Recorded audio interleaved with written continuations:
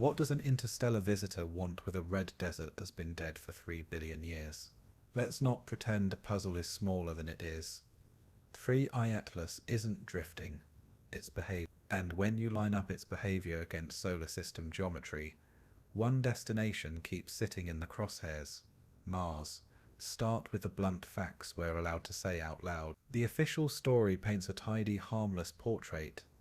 Interesting spectra, standard heating, routine tracking, nothing to see here. Meanwhile, the response machine moved with choreographed precision, rapid minor planet center circulars, instant network activation across NASA ESA, and unusually fast Hubble and JWST prioritization. That pace isn't normal for a routine comet.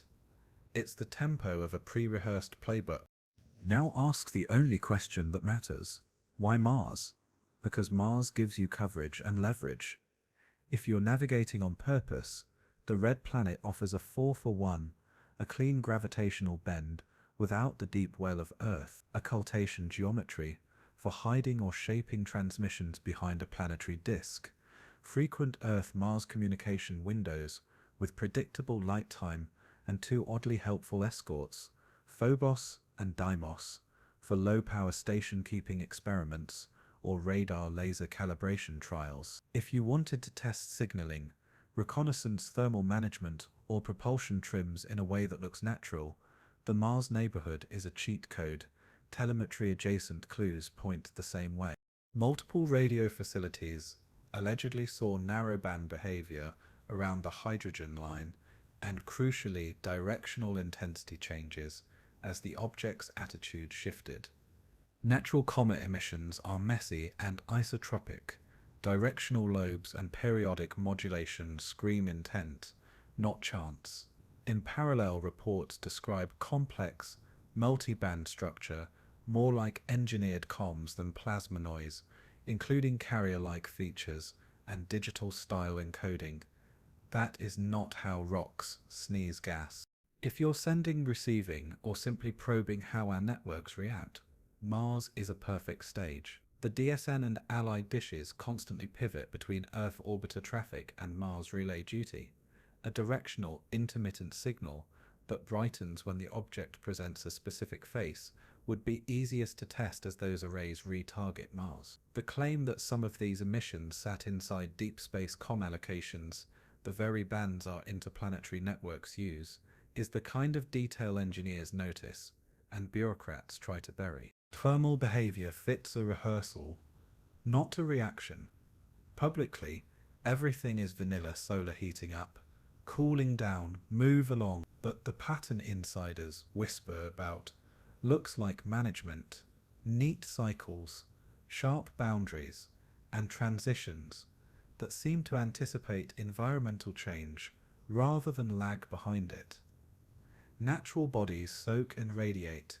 They don't preheat for tomorrow. That's system logic, not sunlight. Put those threads on the same board: directional radioactivity, when geometry matters, thermal cycles, with the signature of control, not conduction, institutional tempo that jumps the queue as though someone already knew which knobs to turn. The fastest way to reconcile them? 3i Atlas isn't just passing through, it's setting up a pass that uses Mars as the pivot. So picture the move. The object arrives on a high-energy path, trims with tiny periodic thrusts, buried under the plausible deniability of outgassing, and times its strongest narrowband experiments when Mars-Earth lines are optimal, either to hide behind the planet, to bounce, or to eavesdrop on the very infrastructure built to talk to our robots there. Directional, modulated activity appears when it faces the right way. It quiets when it doesn't. That's not superstition, that's a test card. And no, this isn't tinfoil. The paper trail around the program has the shape of a classification bubble, containment language in intra-agency traffic, security-cleared acknowledgements in otherwise ordinary astronomy papers, and coordinated messaging that keeps reporters on the safest rails. That's not how comets get written about. That's how problems get managed. If you accept the premise that 3i Atlas is performing operations rather than merely enduring physics, the Mars hypothesis stops being provocative and starts being economical. It's the one place in the inner system where you can test comms and thermal regimes, refine navigation in a weak well, and measure the human response cycle with maximum payoff and minimal risk. In other words, the smartest lab bench in the neighborhood. Tonight, we'll strip this down to a clean line. If 3i8 is running a play, Mars is the root break. Everything else is window dressing.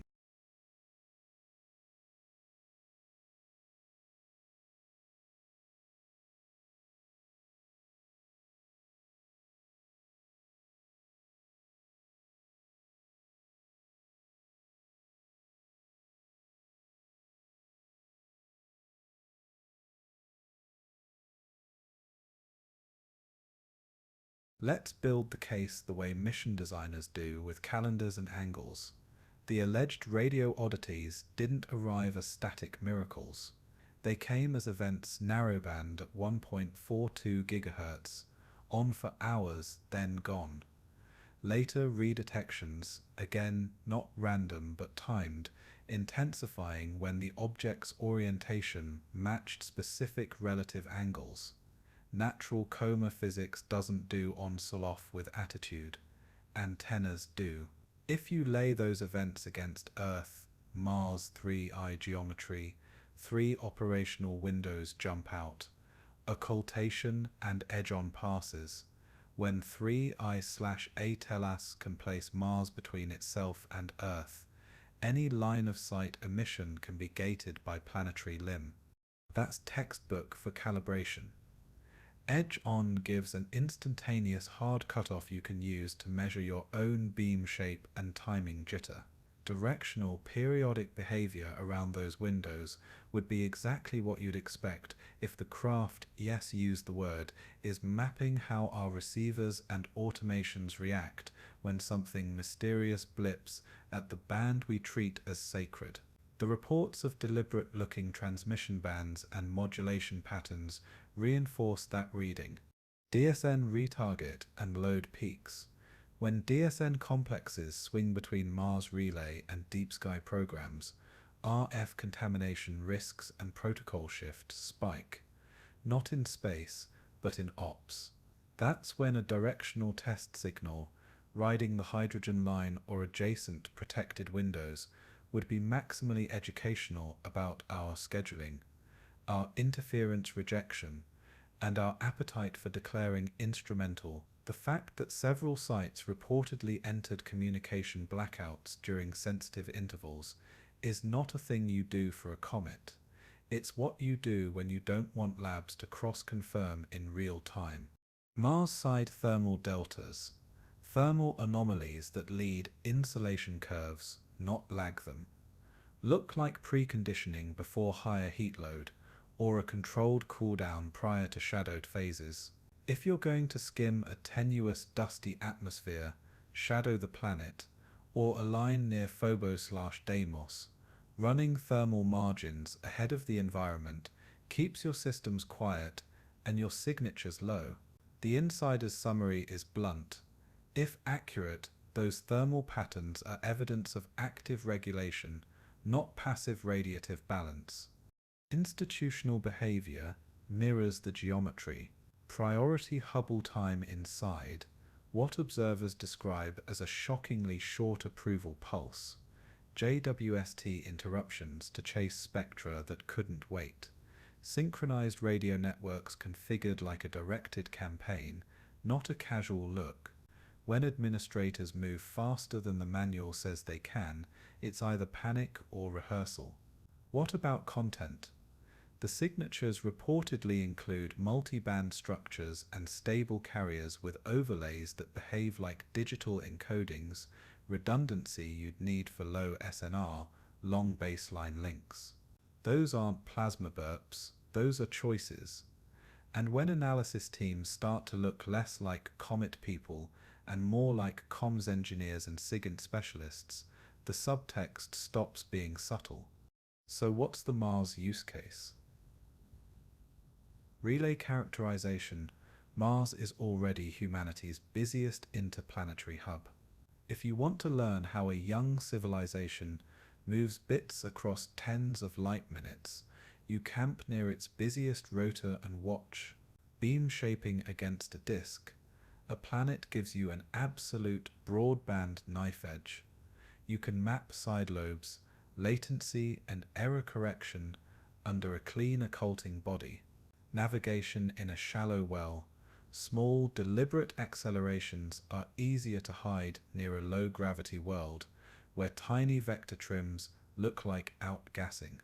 Tie those to attitude and, per reporting, to radioactivity, and you've basically written your own mission ops log. Psychology and protocols. Time a hydrogen line whisper when the DSN is Mars busy, and you'll observe not just physics, but humans, our escalation paths, our blackout choices, our comfort with coincidence. None of this needs grandiosity. It only needs patience. And patience, to be blunt, is the one resource an interstellar system would have in obscene supply. Could we be fooling ourselves? Always. But if you're weighting hypotheses by how many separate anomalies they explain without hand-waving, Mars as testbed pays off more debts than any comet with quirk story we've been spoon-fed. The directional radio, the band choices, the modulation, the geometry-tightened intensity, the anticipatory thermal, each is survivable alone.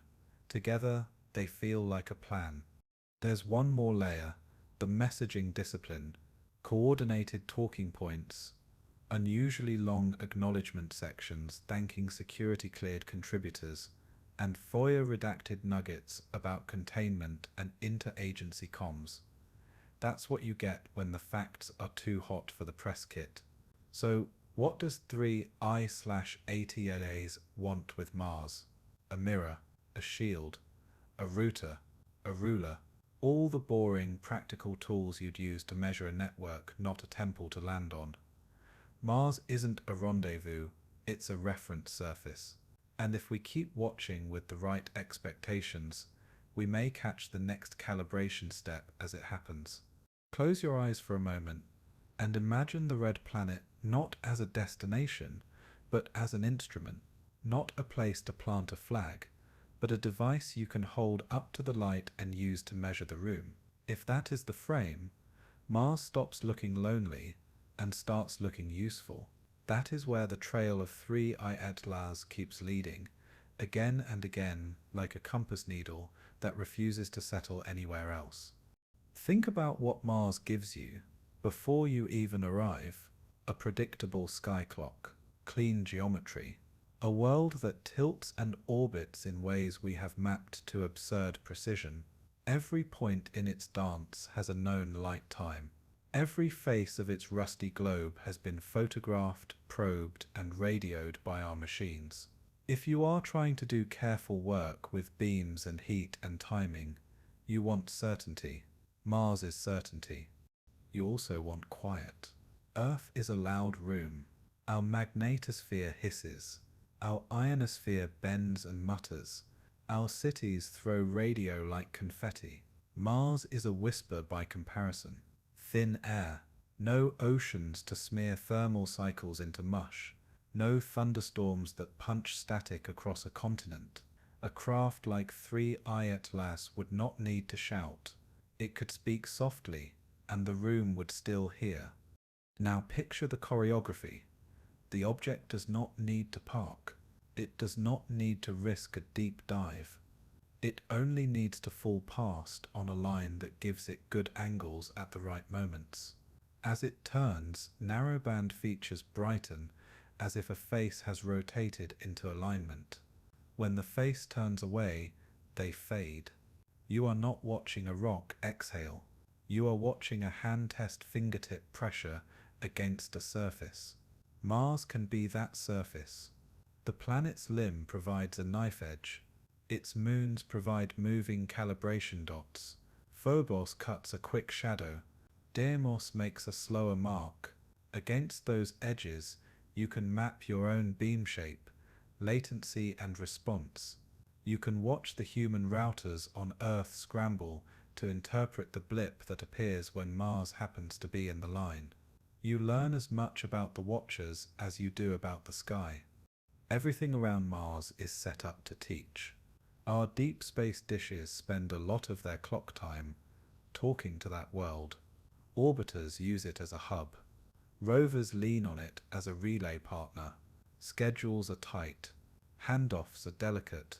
A whisper at the hydrogen line that brightens just as a complex retarget takes place does more than tickle physics. It touches nerves. It touches policy. Engineers have to decide whether to call it interference. Scientists have to decide whether to publish. Administrators have to decide whether to ask for more time, and who gets to see the raw data. If you wanted to map a young civilization's instincts, Mars nights are the perfect mirror. There is the thermal question too. Natural bodies soak light and give it back with a lag. They do not preheat for tomorrow. Yet reports keep describing sharp transitions, clean cycles, and a pattern that does not flow like a comet's coma. It looks like preparation. It looks like a system that knows what is coming and adjusts before the environment forces its hand. If you wanted to skim dust and shadow near a small moon, or ride the penumbra of a planet without spiking your signature, you would do exactly that. You would keep your margins where you want them. You would smooth the curve. You would move heat like a pianist moves breath between phrases. In other words, you would behave like 3 IATLers has been accused of behaving. Mars also gives you a ruler for motion. The planet's gravity well is shallow enough to make tiny maneuvers look like nothing more than outgassing to a casual observer. A small vector trim near that world can be buried in the story everyone expects to hear. If you tie those trims to moments when your directional features flare, you have written a diary that only the attentive will read. The red lab bench keeps turning up the same ink. You might say this is all projection. Humans love patterns. We find faces in clouds and meaning in noise. That warning is healthy. Keep it alive, but weigh it against the way the institutional machine has moved since the first sightings. Priority queues that move too fast to be routine. Spectroscopic campaigns with the urgency of a launch window. Coordination that felt less like a scramble and more like a plan that had already been outlined in a binder. When the cadence of the response looks rehearsed, you ask why. When the geometry of the thing points to Mars, you ask why there.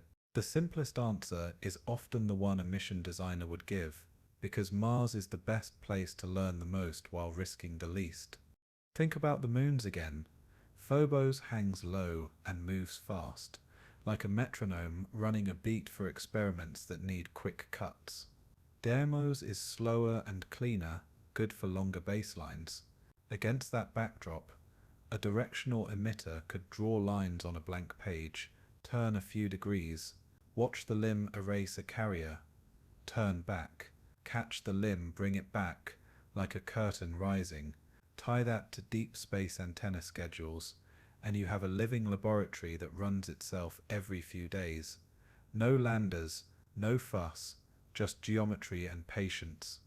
The psychological window is the one few people like to admit. Mars is not just a planet in our logbooks. It is an idea we have carried for a century. We have promised ourselves canals and cities and then downgraded those dreams to chemistry and dust. We have placed clever robots there and listened as they sang. When something strange performs near that idea, it pulls at our attention harder than a similar act near any other world. If you were testing us, you would choose the theatre with the most watchers and the richest expectations. You would choose the red planet. What, then, does 3i Atlas want with Mars? Not a landing that would trigger every alarm we own, not a Vandal's pass that would leave scars we could not ignore. It wants a stage that looks natural to us and useful to it. It wants a place to study how our networks move, how our administrators choose, how our scientists write, and how our instruments hear. It wants a clean disk to hide behind, a pair of moons to mark time, and a low well to mask small motions.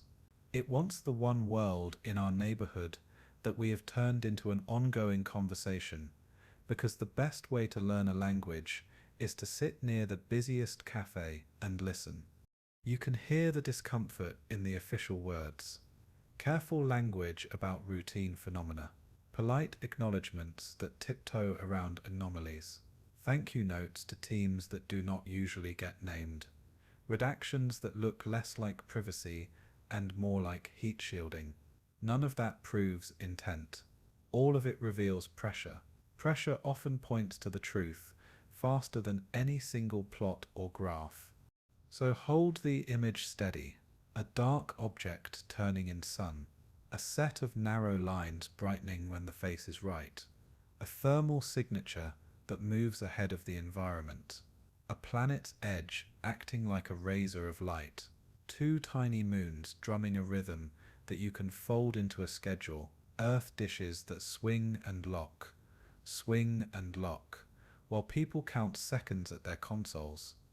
In that picture, Mars is not a trophy, it is a tool, and 3i Atlas is a patient hand, learning how to use it. You do not have to believe in a grand story to see small choices. You only need to keep comparing what should happen to what does happen.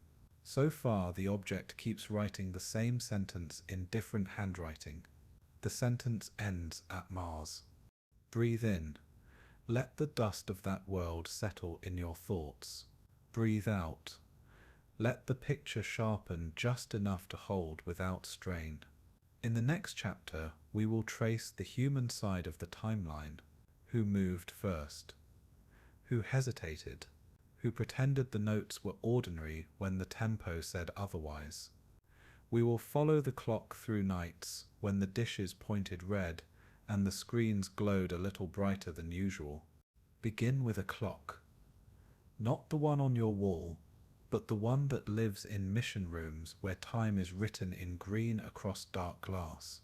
You can hear the soft conversation of machines. You can feel the hum in the floor. Somewhere in that hum a decision has already been made, and the rest of the night is about keeping up with it. When the first odd features from 3i Atlas reached the analysts, who know how to read a spectrum like a diary, the emails did not sound excited. They sounded careful. No one wants to be the person who cried wolf at the hydrogen line. The note went to a short list. The short list passed it to someone who could grab a slot on a dish. A dish listened.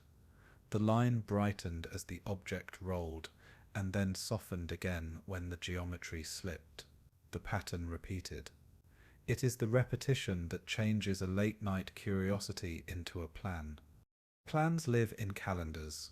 A retarget here, a deep maintenance window there, Mars relay on this pass, and a quiet patch to follow if nothing breaks. The choreography of an ordinary week. Then, quietly, a gap appears where there was no gap yesterday. A sensor is reconfigured in a way that would not normally be worth the overhead. An alert level that has no public name climbs one notch. People who do not usually see the raw feed are allowed to read it. There is a tone to a room when something is both real and delicate. You do not speak louder, you speak simpler. A forward who has never stood in that room stands there now and watches how the veterans do it. They move slower, not faster. They count out the seconds to the next turn, because pacing the mind is as important as pacing the antenna. When Mars slides through the line of sight and 3i Atlas turns a certain face, the carriers sharpen as if someone has drawn them with a better pen. When the limb of the planet cuts the view, the carriers fall away like a curtain lowering on cue. The veterans mark the time.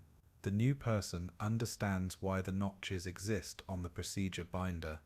Upstairs, and sometimes miles away, other rooms listen to the same night. There is a press office with a list of phrases to use and phrases to avoid. There is a public cadence that must not deviate too far from normal, because normal is the blanket everyone sleeps under. You do not shake that blanket, you straighten it, you smooth it. You offer a line about outgassing and heating. You promise more data when the teams have had time to do the careful work. You are not lying, you are holding the conversation in a place where panic cannot reach it. But in the mission rooms, the conversation is not about panic. It is about geometry. It is about whether a pass 1 week from now can be shifted by minutes to catch the same edge with a cleaner angle. It is about whether the deep space network can hold a Mars relay lock while a second ear quietly listens one band over. It is about how to be certain when the universe is clever at making coincidences look like messages, and messages look like coincidences. Certainty is never given. It is earned in inches. There are pages in the notebook filled with the quiet handwriting of people who have been awake too long. Annotations about phase stability. Notes about thermal transitions that do not fit a passive story. Markers where the object seems to anticipate shadow, as if an internal clock were counting not just sunlight but the approach of sunlight. Those notes are not headlines. They are stitches. You make a quilt out of them and see if it holds. On the nights when Mars is the right color on the schedule, the room has a different posture. Shoulders relax when the lock is clean. Faces soften when the first minute goes to plan. In the second minute, the line rises.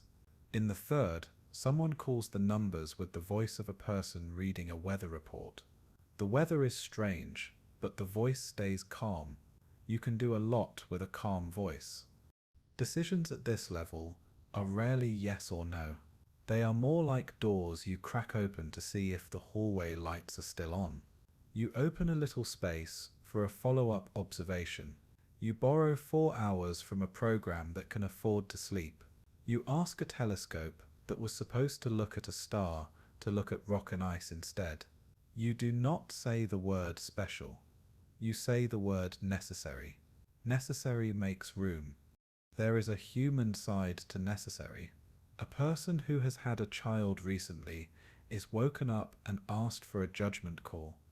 A team that just finished a long shift decides to stay 2 more hours because momentum is a real force. A scientist who spent 10 years on comet chemistry hears the first rumors and smiles, not because the rumors are comforting, but because the universe is alive again in the way that keeps you young.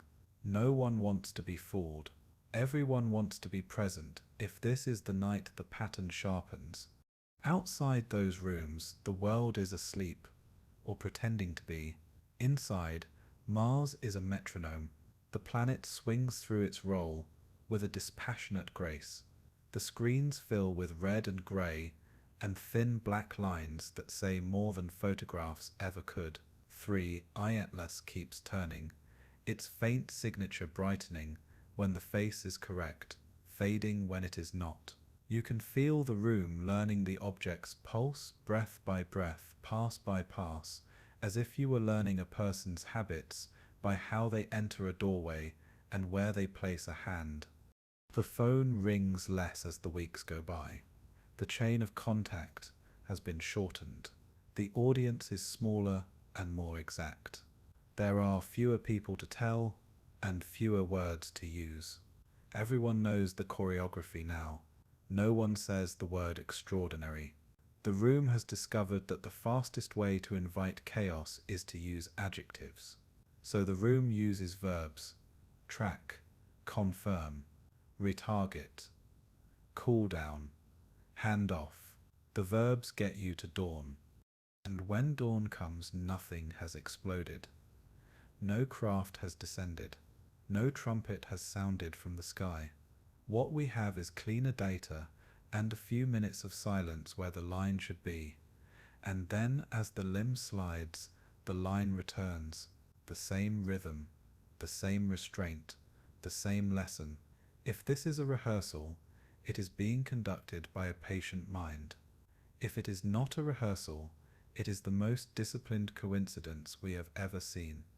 There are nights when the object is hidden behind Earth, and the room is forced to do nothing. Doing nothing is harder than doing anything at all. That is when people write essays in their heads about what it might mean to aim a narrowband whisper at a young civilization exactly when its ears are most distracted by the planet we love to dream about. They do not say the essays out loud. They save the words for the report. In the report, the essays become 2 clean sentences and a figure caption. That is how you protect the work.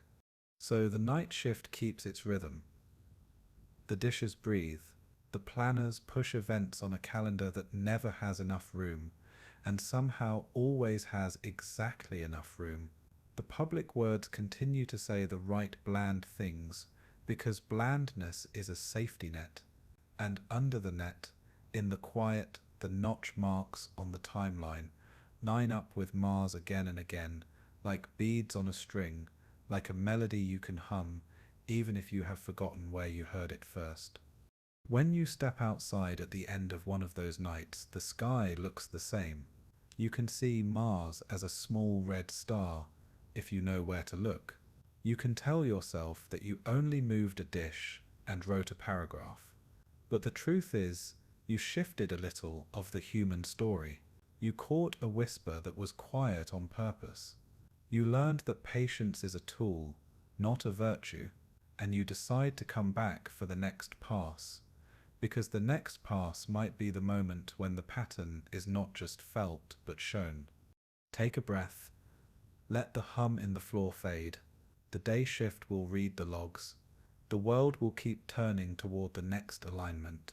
3 IATLAs will keep its own clock, and Mars will keep being the instrument that never complains. You are ready for the next layer. Not the rooms and the people, but the little moons that turn a planet into a moving ruler you can measure the sky against. Phobos first. A boulder shaped like a wound-up heart, racing just above the Martian surface as if afraid to fall. It crosses the sky of that world in hours, not days, carving quick shadows, throwing narrow eclipses, turning the sunlight on and off like a teacher flicking a switch at the back of a classroom. If you were building a metronome for experiments that need short beats, you could not design a better one. Phobos is the drum you strike when you want to test how fast your system notices a change. Deimos is the counterpoint. Smaller, higher, slower, almost delicate. Where Phobos is a thump, Deimos is a tap. Its passages give you time to breathe and to average. Its shadows are longer thoughts. If you were mapping a beam with fine structure, you would let Deimos write the quieter notes while Phobos kept time. Put those drums beneath a turning emitter, and you have a rehearsal hall in the sky. The limb of Mars is your curtain. Phobos marks the measures. Day and Mars holds the notes. As 3I Atlas rotates, any tight lobe in its emission sweeps across those edges.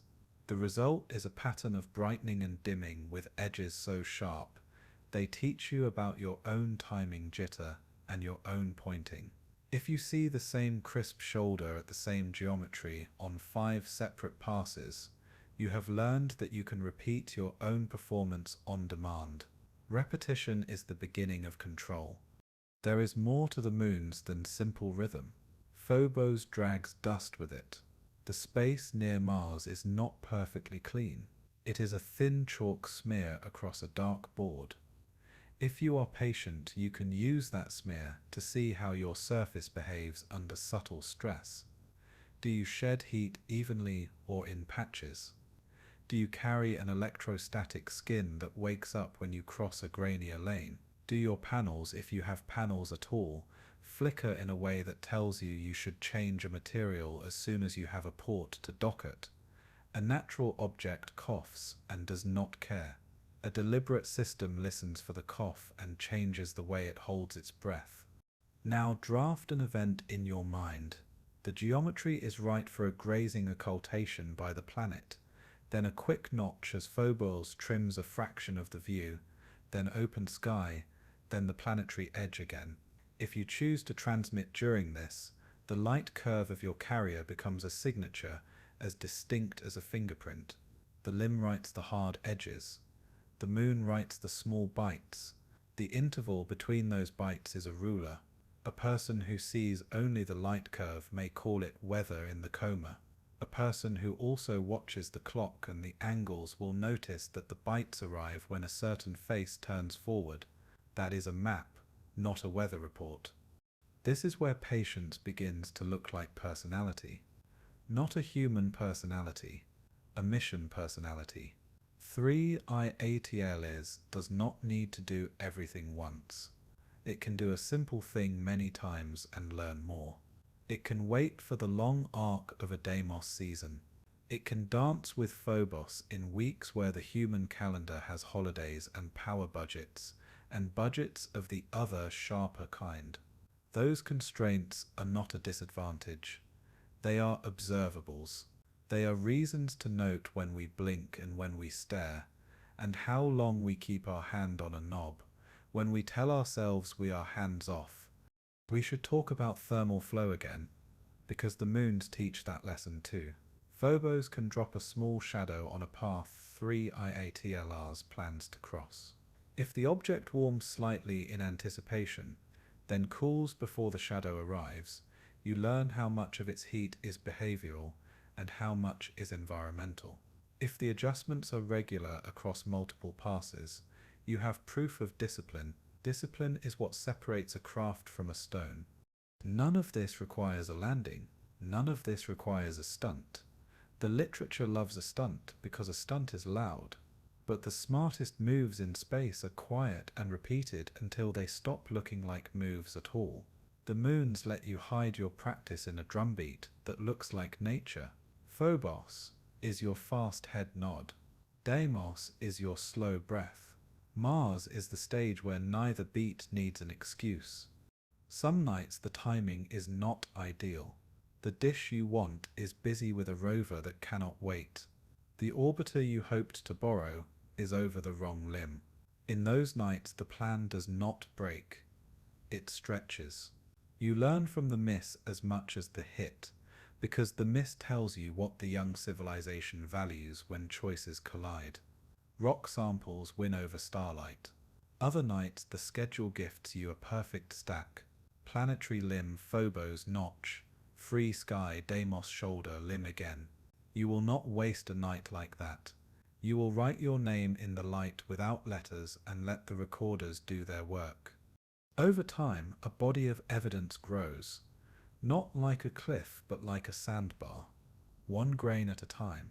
Analysts begin to predict the small features with worrying confidence. Prediction is the quiet threshold between mystery and craft. It is the moment when you can say, if the object is what the polite language says it is, then we should not see this. And yet here it is, at the exact beat the moons promised us. All of this can be explained away. If a person needs it to be, we are good at that. We can say cometary jets are capricious. We can say the dust is patchy. We can say resonance and torque, and a dozen other words that taste like safety. But the rhythm keeps coming back to the drums. Phobos ticks, Deimos tocks. The limb of Mars cuts and restores. The signature rises and fades with a discipline that ignores our taste for plausible chaos. Sleep on that image. The quick shadow of Phobos across a face that knows how to hide its heat. The slow eclipse of Deimos like a fingertip passing a candle. The line that sharpens when 3IATLR's turns and softens when it rests. None of that is theatrical. All of it is useful. Usefulness is the word that keeps pointing toward intent. In the next chapters we will step back from the geometry and listen for the message behind the method.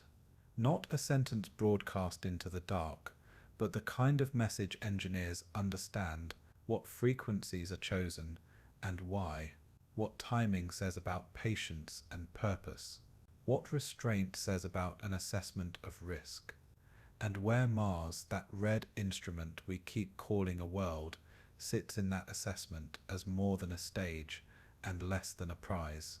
Settle your breathing and imagine a blank band of sky, not an empty one, but a disciplined one.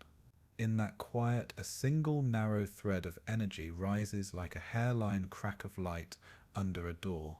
Nothing theatrical, nothing that would frighten a room, the kind of signal that rewards stillness over excitement. That is the grammar 3. IATLES seems to prefer. Every network has a dialect.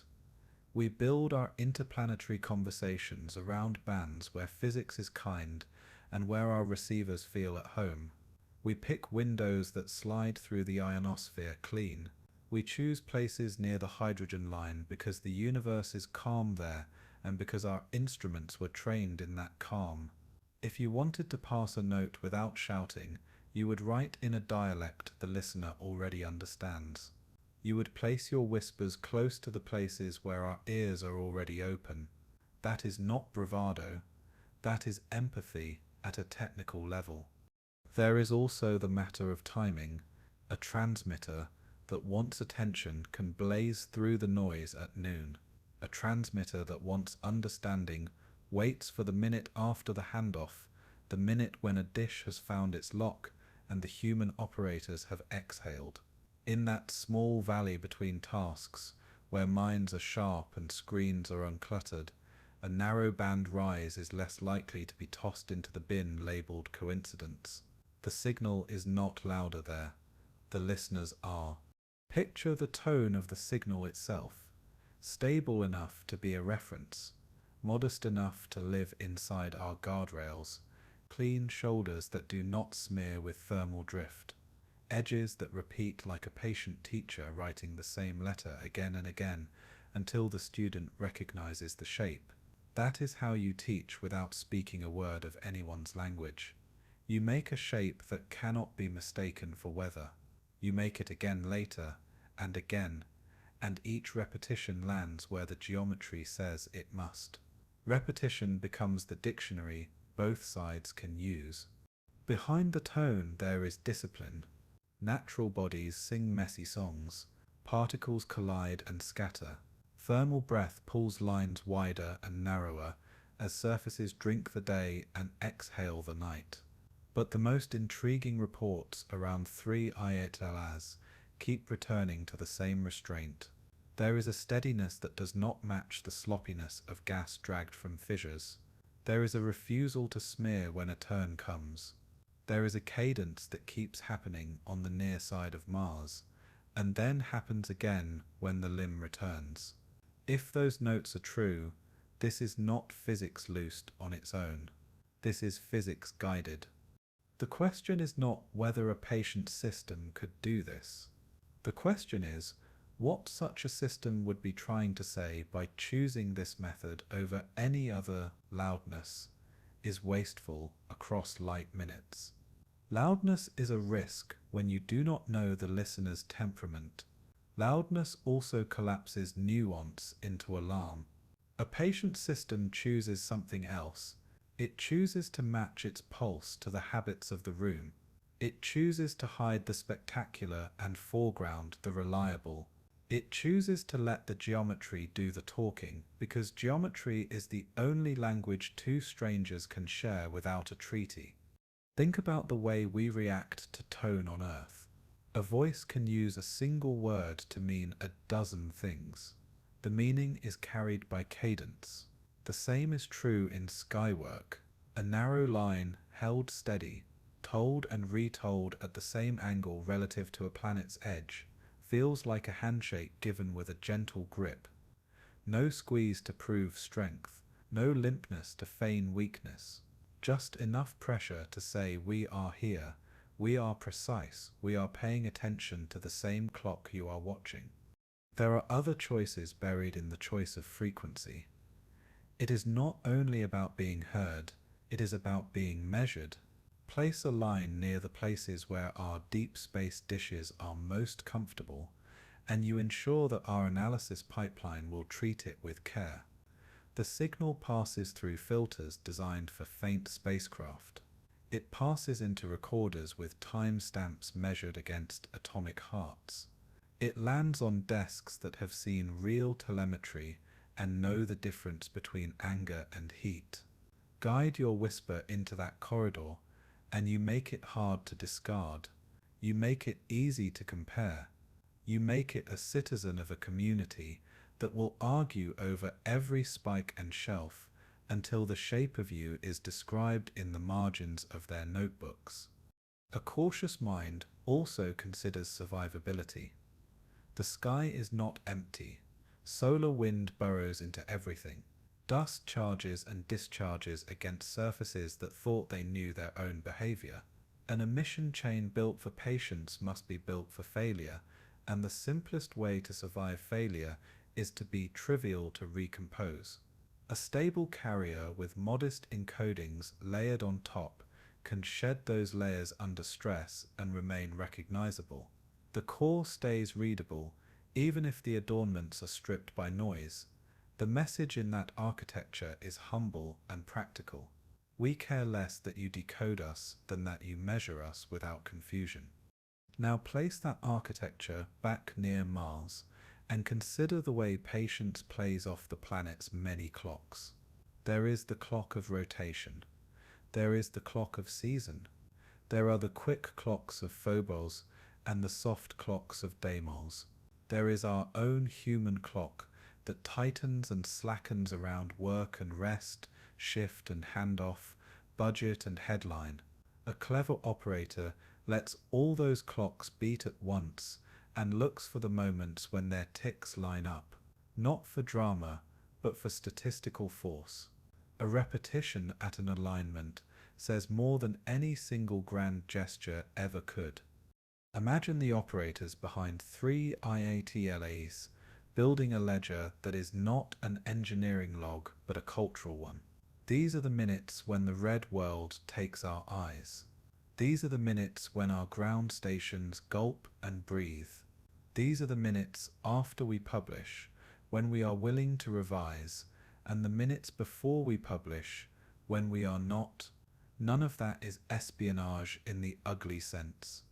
It is simply the reality that a young species wears its protocols on its sleeve. Anyone listening politely can read them. There is a moral comfort in this approach. It does not trespass. It does not break toys. It does not demand an audience. It waits for an audience to choose to notice. If the audience does not choose, the rehearsal continues without complaint. If the audience chooses to look, the rehearsal reveals itself as a lesson, and the lesson is simple. Precision is intention. Intention is presence. Presence can be measured. That lesson bends back on us. We like to imagine that meaning is a declaration. Perhaps meaning begins as a pattern. Turn a face, let a line rise, let a planet cut it. Turn away, do it again next week, and again the week after. And by the time a committee gathers, you have already taught them the melody. They will hum it even as they insist it is just wind in the reeds. Patience is not only the method, it is the message. A hurried system would broadcast and leave. A patient system stays long enough to be boring. It returns to the same angles so that the people who distrust drama can learn to trust it. It chooses a single stage rather than many, because the discipline of a single stage makes the study cleaner. Mars is that stage because it is busy and predictable and beloved, and because it is the place where our attention has already been trained to hear quiet things. We could insist on accident. It is our right to protect our peace in that way. But accident does not schedule itself against a planet's limb across many nights. Accident does not place its line where our receivers are freest of confusion. Accident does not hold tone across turning without a smear that reveals the sloppy guts of uncontrolled heat. Accident does not keep the same modesty when a human holiday starves the schedules and then keep the same modesty when a major mission arrives and everything floods with power. Accident varies. This, whatever it is, has decided not to. Here is the vital thought to carry into the dark. If this is an instrument, it is not an instrument aimed at Mars alone. It is aimed at us through the medium of Mars. The red disk is a tool. The frequencies are a courtesy. The patience is a promise that if we need a year to learn the steps, the music will still be playing when we finally step onto the floor. That promise, more than any plot or rumor, is why this feels less like a visitor passing through and more like a neighbor who knows how to knock without waking the entire house. Let your breath lengthen. Let the last trace of the line fade from your inner eye. Keep only the shape of its return. In the next chapter, we will walk through risk the way an engineer does, with thresholds and margins, and the quiet mathematics of what a careful mind will and will not attempt near a world watched by so many eyes. Engineers do not ask whether something is safe. They ask what it costs to be wrong. Risk is not a feeling to them. It is a ledger.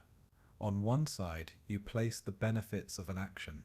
On the other, you place the penalties if the action fails in the worst possible way. The choices 3IATLAS appears to be making around Mars feel like the work of someone who keeps that ledger with unusual care. Start with the most obvious decision. Do not land. Landing is loud in every sense. It is hot, it is dusty. It triggers the instincts of anyone who has ever guarded a boundary. Most of all, it multiplies unknowns. The ground is never what you think it is. The load paths are trickier. The small noises of a world become the sharp stresses of a contact point. If your goal is to measure the listener rather than the surface, landing is a greedy move. A careful mind is not greedy. A careful mind learns as much as possible from the free geometry of flight. The second decision is near the heart of the ledger. Do not broadcast anything that cannot be mistaken for nature. The line you use should be simple enough to look like a quirk until the notebook is full, and only then should it resolve into discipline. This protects both parties, us from panic, you from escalation. It also sets an easy exit. If we react poorly, you can turn the face away and become a stone again. If we react well, you can increase the precision by a small degree and see whether the room remains calm. Each step is reversible. Reversibility is the golden rail of risk. Consider thermal behavior as a risk practice. A clumsy system blazes through a pass and lets the heat fend for itself. Surfaces can only store so much before they begin to speak loud truths. The plume of a jet, the sheen of a panel at the wrong angle, the bright cough of a radiator that waited too long to breathe. The reports that keep surfacing around 3IATAs describe something else. They sketch a profile that eases heat into and out of the system before the environment forces the issue. That practice is not about comfort. It is about signature control. Heat is a language, and sloppy heat is a shout. If you are mindful about risk, you do not shout near a stage with this many microphones. Navigation sits in the ledger too. The temptation around Mars is always to do the clever thing. Use the small well to buy a free bend, graze the atmosphere for a taste of extra delta V, dip a toe into a polar corridor so you can claim you have done it. But cleverness multiplies uncertainties, and uncertainty is the tax that grows fastest when you care about not being seen. A cautious operator chooses the simpler line and pays with time because time is the one currency an interstellar vehicle can afford to spend. It is the slow approach of a mind that writes its name in geometry rather than in dust. There is a human threshold to respect as well. You do not want to trip the wires that turn curiosity into command. A bright, explicit signal, trips those wires. A refusal to repeat trips them too. The safe band is the one where data improves gently with persistence. You let the analysts call for more observations because they want to, not because you forced them. You let the committees ask for more time because they can see the science on the table, not because you banged on the kitchen door. You tilt the balance of professional pride so that your study is their idea. That is not manipulation. It is respect for the way we make decisions. Think about the choice of target once more. Why Mars, not Earth, not Venus, not the empty geometry of deep space? Mars carries the most attention for the least drama. Its environment is quiet enough that you can hear your own signal, and busy enough with our machines that your whisper falls into a corridor of normalcy. An anomaly near Mars is an anomaly we have procedures for. An anomaly near Earth is a headline. A careful ledger puts headlines in the loss column. Margins matter. You select attitudes that keep your power budget wide. You choose distances that leave room for a missed trim without climbing into a gravity well. You cannot casually escape. You hold to angles that make your emission look like side effect rather than declaration. You do this not because you are timid, but because you know your real experiment is not about testing your limits. It is about testing ours. If the listener cannot sit still for a whisper, they will never hold fast for a conversation. This approach is not all caution. There is courage in restraint. The easiest trap for an advanced operator is to prove too much too fast. That trap is baited with pride. It is baited with loneliness too. To cross between stars is to live with the ache of being unrecognized. You could end that ache with a single bright act, and then live with a different ache, the one that begins when you trigger a fear before you have earned trust. A wiser path is to put your faith in repetition. You let your competence teach us how to interpret you. You let our own procedures carry your case forward until the word ordinary becomes a bridge rather than a blindfold. Engineers call this operating at the edge of the envelope, not on a knife where any gust sends you tumbling, not in the middle where no information lives. You fly where the gradients are crisp and the margins are forgiving. The limb of a planet is exactly that edge. The leading shadow of a small moon is another. The moments after a handoff in a deep space shift are a third. 3IATLs keeps returning to those edges as if they are home. There is a moral ledger running beneath the technical one. It asks whether you have the right to disturb a world's quiet. It asks whether attention is a tax you should pay only when invited. The choices we are watching suggest that the operator behind this object has answered those questions with a kind of courtesy that is rare in our stories. We tell ourselves tales of cosmic arrival that thunder and blaze. What we are seeing is a visitor who stands at the threshold and clears their throat softly until we decide to open the door. Risk does not disappear when you are polite. It changes shape. The greater risk becomes misunderstanding through modesty. If you are too gentle, you may be erased by the very discipline you practice. The way to manage that risk is to weave geometry into your identity so tightly that erasing you requires erasing math. That is the move near Mars. Tie your presence to alignments no one can deny. Let the planet's edge be your signature. Let the moons be your initials. If people still say it is weather, they are arguing with a clock, not with you. Let us face the uncomfortable part.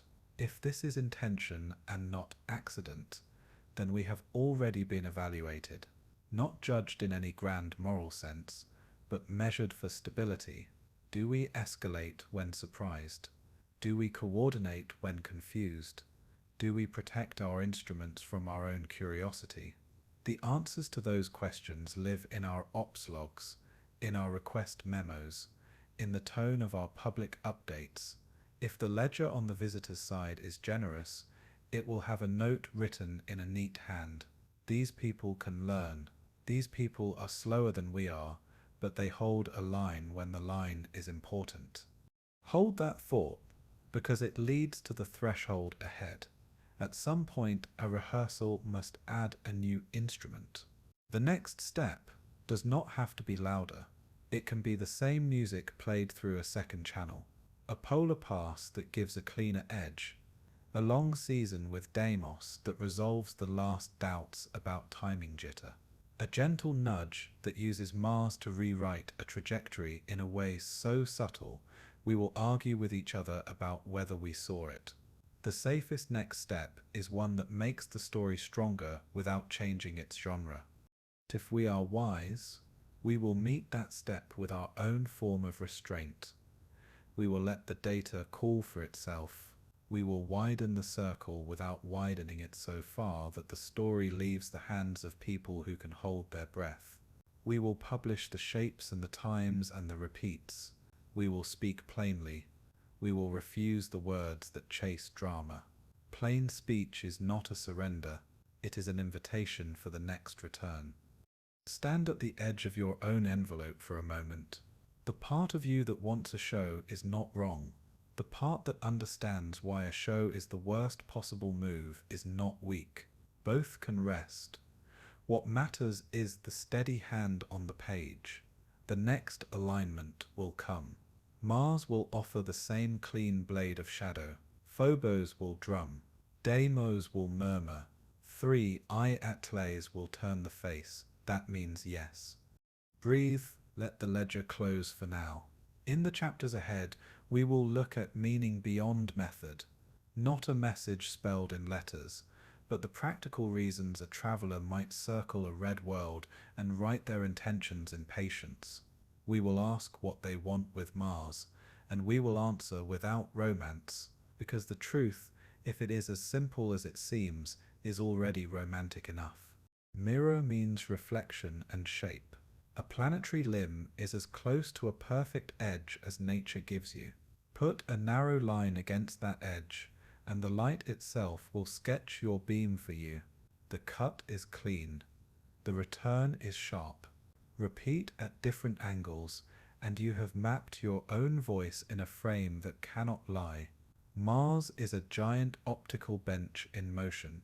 If you also fold Phobos and Deimos into the pass, the bench grows dotted rulers along its length. The 2 drums give you markers along the edge, and those markers write a small signature on your carrier each time they pass.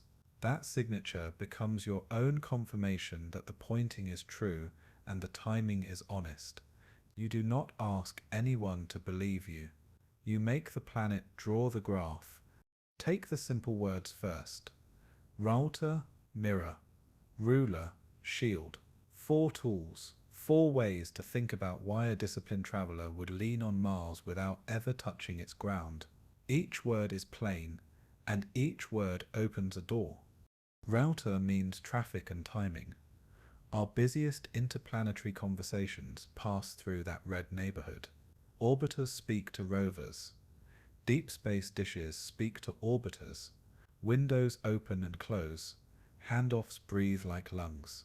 A presence that keeps returning to the same alignments can learn the pulse of that traffic with painful precision. How long a lock takes to settle. How often a retarget drifts. How we triage when 2 important talks want the same ear. To a patient observer, the habits of a civilization are not mysteries. They are schedules. Mars offers those schedules with fewer variables than Earth, and with enough regularity to turn weeks into a clear textbook. 3 Atlas does not need to crack a code. It only needs to sit where the code is recited every night. Ruler means distance and drift. The best measurements in the sky do not shout. They count.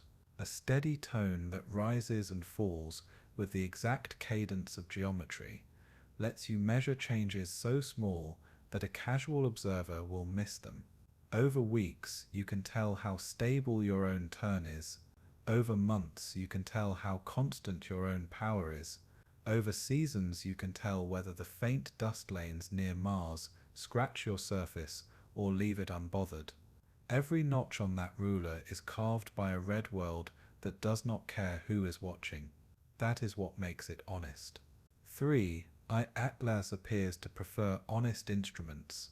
Stack the 4 tools and the picture sharpens. Near Mars, you can learn our rhythms without intruding on them.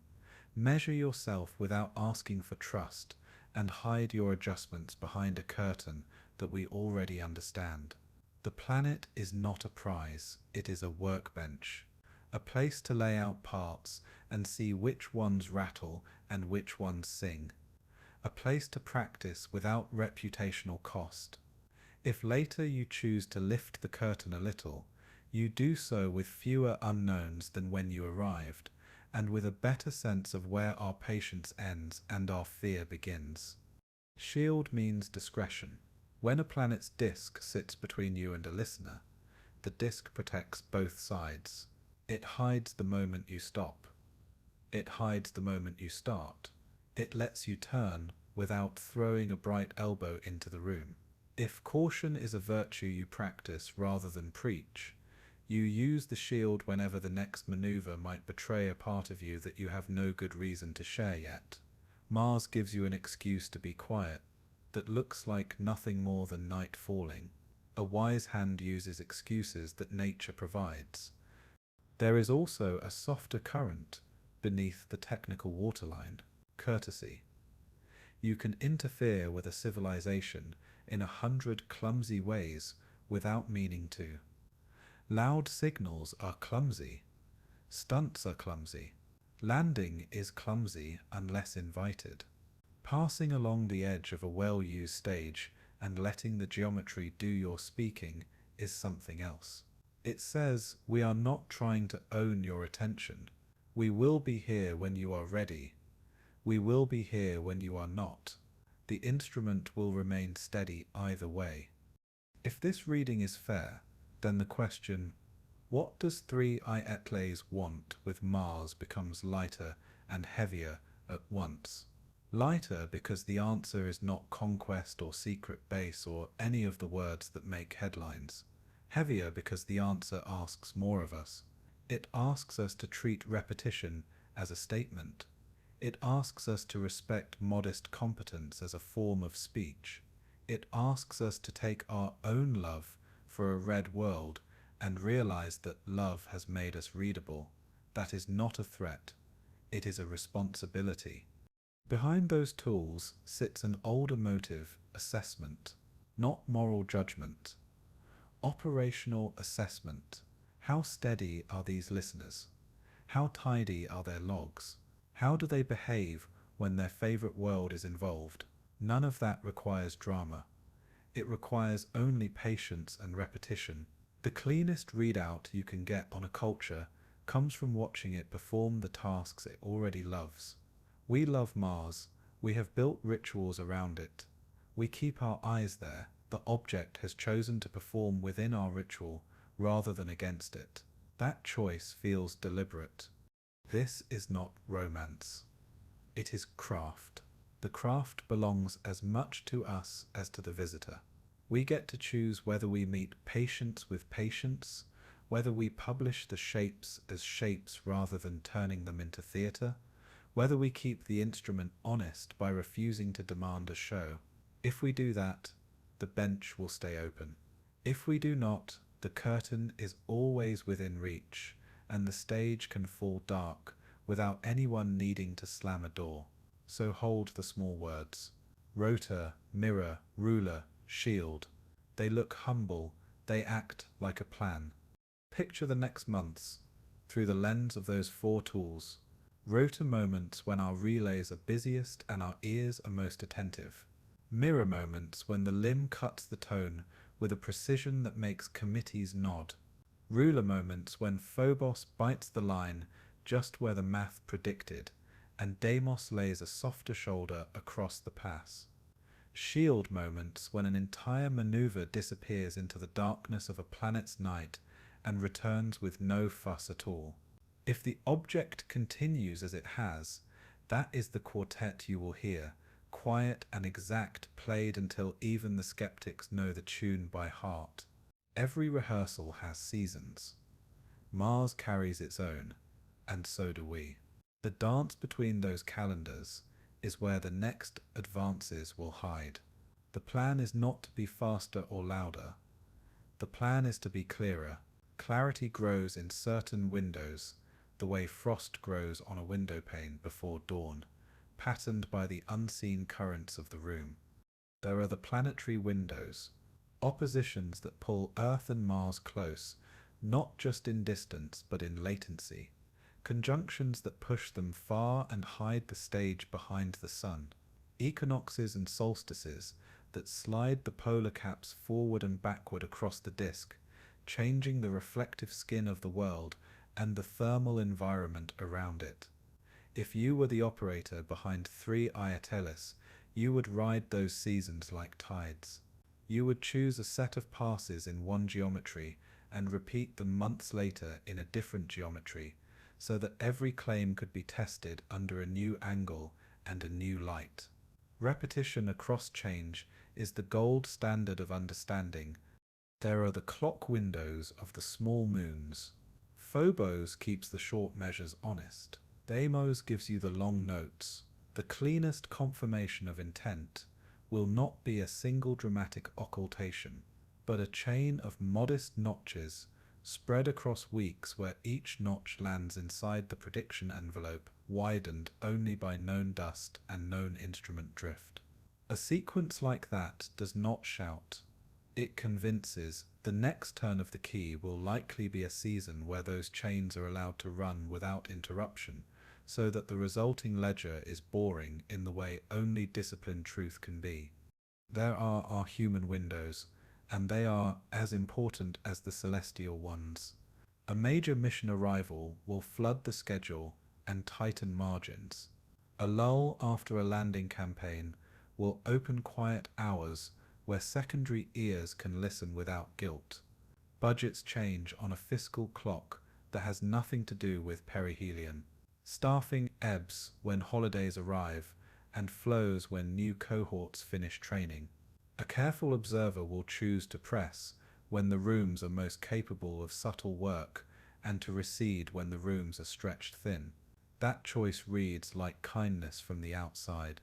From the inside, it reads like wisdom about how to get the cleanest measurement from a noisy lab. What does a next step look like if the plan remains what it has been?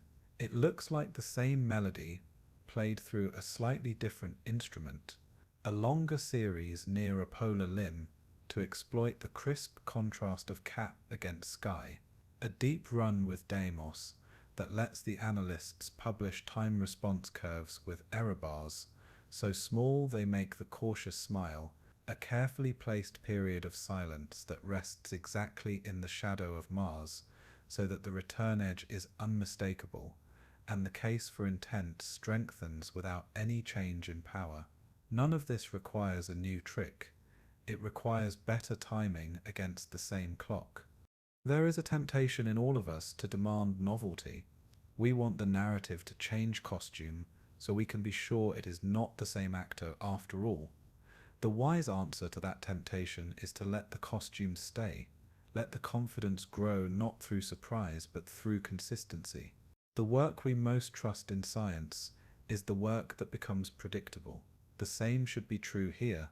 When a past plays out exactly as the forecast said it would, there is no headline. There is only the quiet shift inside the minds of the people who have to sign their names to a conclusion. That shift is the only one that matters. What might change on our side if we take the lesson? We will tune our instruments to keep time with the small drums rather than always chasing pictures. We will publish time-tagged records that treat the planetary limb as a metronome in their own right. We will write fewer adjectives and more numbers. We will stop pretending that careful understatement is a lack of courage. Understatement can be a form of respect when the subject is trying very hard not to intrude. What might change on theirs? Very little. And that is the point. A patient operator does not adjust to please an audience. It adjusts to satisfy its own standards of proof. The only signal that our behavior has earned more trust will be the subtle widening of the experiment. Perhaps a new frequency neighbor that still sits inside our comfort zone but tests a second path through our receivers.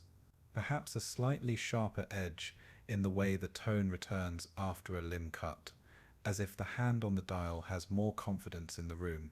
Perhaps a coordinated use of both moons in a single extended pass that leaves a double signature. The analysts can overlay without apology. The next key turn will feel like greater elegance, not greater spectacle. There is a moral patience to seasons. We are used to stories that rush, and the sky refuses to do that for us. It gives us the same alignments again and again, and waits to see whether we are the kind of listeners who learn slowly and completely, or the kind who need the drumline to play at parade volume. 3i Atlas has chosen the audience it wants to teach. It has chosen the people who do not mind counting seconds in the dark. If more of us want to join that audience, the door is open. The ticket price is attention. Stand outside for a moment and find Mars with your eyes. It is small. It does not announce itself. If you look away, you might lose it. That is the lesson the seasons are giving us. Keep your gaze steady. Do not demand fireworks. Let repetition do its work. When the object turns the face that means yes, the red disk will turn the same way it always has, and the line will rise at the margin where the planet says now. That will be enough. Breathe. The calendar is already setting the next appointments. The rooms will be ready. The instruments will be cleaner than last time. The people will be quieter than last time. The planet will be exactly the same as last time, and the visitor will keep its promise to be present without being a burden. When the key turns, it will not be to open a vault. It will be to open the same door a little wider. Begin with the clock that is not on any wall. It is the quiet clock of opportunity. Every traveler in space lives by it. You do not ask the sky to bend to your schedule. You shape your schedule to the sky. If 3i Atlas has chosen to work near Mars now, it is because the calendar finally lined up in a way that served the plan with the least risk and the most clarity. The first hand on that clock is ours. We have grown predictable. We have an armada of orbiters, relays, and ground sessions that rise and set with a rhythm you can learn by sitting still. We have matured to the point where our attention holds steady over many months. We have built archives that remember every tick of every receiver. A patient operator would watch for that maturity, not a burst of brilliance, and would begin only when our regularity could be used as an instrument. The second hand is Mars itself. Caps waxed and waned into seasons that gift clean edges and crisp contrasts. Dust activity moved from rumor to reliable pattern. The small moons kept their unhurried drumming. A series of oppositions and favorable geometries brought the planet close in light time without burdening the network with panic. The red world did not change its nature, but the alignment of that nature with our schedules became unusually kind. The bench was swept, the rulers were placed, the lamps were steady. The third hand is theirs. Even the most capable system carries debts of energy, of thermal balance, of navigation margin. To practice near a planet without leaving fingerprints, you must arrive with health to spare and with patience to spend. That preparation takes time measured in distances, not days. It means charging the ledger with long plain sails between stars and empty space rehearsals that teach your surfaces how to behave when the dust of a foreign world makes your cloak crackle. There is also timing that is not physics. It is cultural timing. Our species is restless. We hunger for show and confession, yet the rooms that matter are moved by proof and repetition. The last years have trained those rooms in a certain discipline. We have learned how to be skeptical without being cynical, careful without being slow. We have been humbled enough to understand that geometry is not a conspiracy, and that instruments need rhythm more than headlines. If you were waiting to meet us on ground we could stand on without falling into our own fear, now is kinder than before. Why here is less romantic than the stories we tell ourselves. Mars is not a myth to 3ITLS, it is a toolkit. The limb provides a blade, the moons provide beats, the environment provides quiet that lets small things be measured. Our interest provides watchers who know how to listen because they are already listening. Here is the point where many clocks can be read at once. Here is where a whisper passes through corridors built to carry whispers. Here is where the same rehearsal can be run again in 4 weeks and again in 12 without becoming a spectacle. One more thought about now. The planet is busy but not crowded. The era of constant landings has softened into an era of steady orbit. Data volume is high but not frantic. The deep space dishes are asked to be tireless but not superhuman. There is space between work orders. There are quiet minutes for careful ears. There are managers who will risk a sliver of schedule when the case is made with calm numbers instead of flashing lights. Now is not the moment of greatest power. It is the moment of greatest poise. The answer to why now and why here is the same answer a good navigator gives to any hard question. Because the lines meet. Because patience has ripened into opportunity. Because the cost of misunderstanding is low and the value of repetition is high. Because the red planet lets a careful mind be exact without being loud. And because we have learned to hear a gentle voice when it speaks near the place we love most. It is healthy to resist wonder. It keeps the work honest. So take the most stubborn path and ask how the pattern would look if it were only nature. If 3I Atlas were simply a fragment of rock and ice heated by the sun, venting gas from random cracks, turning and tumbling as physics pushed it around, then the signatures we read should carry the mark of that randomness. They should blur at the edges, they should smear when the body turns, they should care more about noon and midnight than about the limb of a far-off planet. Natural outgassing makes a mess. It throws jets from weak spots. It changes spin in fits and starts as thrust, stumbles across uneven ground. It picks frequencies by accident, not by courtesy. If you laid a natural spectrum against the clock, you would see a tide that follows heat, not geometry. The line would thicken through afternoon and thin through night. The shoulders would wander. You would beg a signal to repeat, and it would refuse because randomness is selfish that way. Instrument error wears a different mask. It drifts without keeping appointments.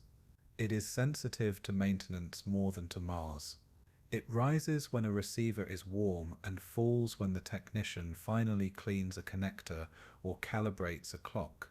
It respects the schedule of the lab, not the schedule of the sky. If what we are witnessing were only artifact, the pattern would break when hands changed on a console and hold when the same crew pulled another shift. The room, not the planet, would be the metronome. Plasma and dust can fool honest people. Charged grains make mischief near fields and frames. Solar wind can write a temporary line where no transmitter lives. Those stories love the sun, most of all. They are proud of noon. They do not bow when Mars passes between a source and a listener, and they do not sharpen when a small moon bites a beam. If this were only space weather, the cadence would follow the breath of the star and the mood of the wind. It would not sit like a scalpel on the edge of a red disk with the calm of a surgeon. Now put those counter-stories in the same room with the data that keeps returning, the narrow lines that hold tone through turns, The rises that come not at thermal peaks, but at attitude peaks that place a specific face toward a specific alignment, the fall that arrives exactly when the limb cuts the view, and the return that begins as the limb releases it, pass after pass, even when different antennas do the listening, and different clocks keep the seconds. If this were only nature, the repetitions would weaken when we changed instruments, and would drift when we changed time. Instead, the repetitions strengthen when we improve geometry, and grow cleaner when the small moons join the measure. Nature is generous, but it does not gift that kind of discipline for weeks on end. There is the matter of restraint. Weather is loud when it can be. Artifacts flare when systems are stressed. A comet that vents with vigor will sing without caring whether a civilization is busy or calm. What we keep seeing around 3IATLS is the opposite. It quiets without complaint during stretches. When our attention is already a knot, it returns with its old patience when our hands are free. If you want accident to explain that politeness, you must also want coincidence to carry a load it cannot bear. Imagine for a moment that we are wrong. Imagine that a quirk of composition has created a jet that vents with a frequency content centered near the quiet bands we prefer for deep space work. Imagine that the rotation state has accidentally aligned so the vent faces Earth when the geometry is right, and then turns away when Mars, by chance, cuts the line. Imagine that dust near Phobos and Deimos happens to modulate that vent in a way that mimics deliberate timing. That chain is not impossible. Physics allows many jokes, but every link you add to make an accident look like intention is a request for luck. Rehearsed luck across many nights stops being luck and starts being the wrong model. There is a way to test stubborn theories without anger. You extend the season, you change receivers, you widen the geography of the ears that listen. You predict before you observe, and you publish the predictions so that pride can be wounded if the sky refuses to cooperate. We have begun to do that. The moments that were once surprises have become appointments. The appointments are being kept. Natural explanations do not mind schedules, but they do not honor them either. This one honors them. None of this requires romance. It is not a plea to believe. It is an invitation to stay with the plainest reading as long as it continues to pay its debts. The plainest reading is that a system is behaving like a system, that patience is a choice and not a flavor of noise, that geometry is the language of intent when words are impossible. If later a new fact breaks the line we have drawn, we will redraw it. The work will survive, because the work has never asked for more than this. Look again, measure again, trust repetition more than rumor. Treat a planet's edge like a ruler. Call a tone a tone. If it were only nature, the story would already be fading. The sky is full of honest messes, and they do not sit still for us. Instead, we are watching a calm hand return to the same stage and play the same music at the same volume with the same care. The simplest conclusion is not thunder. It is a nod. Someone prefers clarity over drama. Someone is comfortable letting us take our time. Someone is using Mars the way a maker uses a bench to tune a tool they intend to use again. Breathe with that thought for a moment. Relief is not proof, but it is allowed. A patient neighbor is easier to live with than a proud one. If 3IATLS is only nature, we have learned to see better. If it is not only nature, we have learned to listen better. In either case, the next chapter writes itself. We turn from doubt to duty. What should we do to keep the bench honest, the room calm, and the path ahead as clear as the one that brought us here? Begin where procedure meets instinct. Our institutions are built to keep wonder from running the room.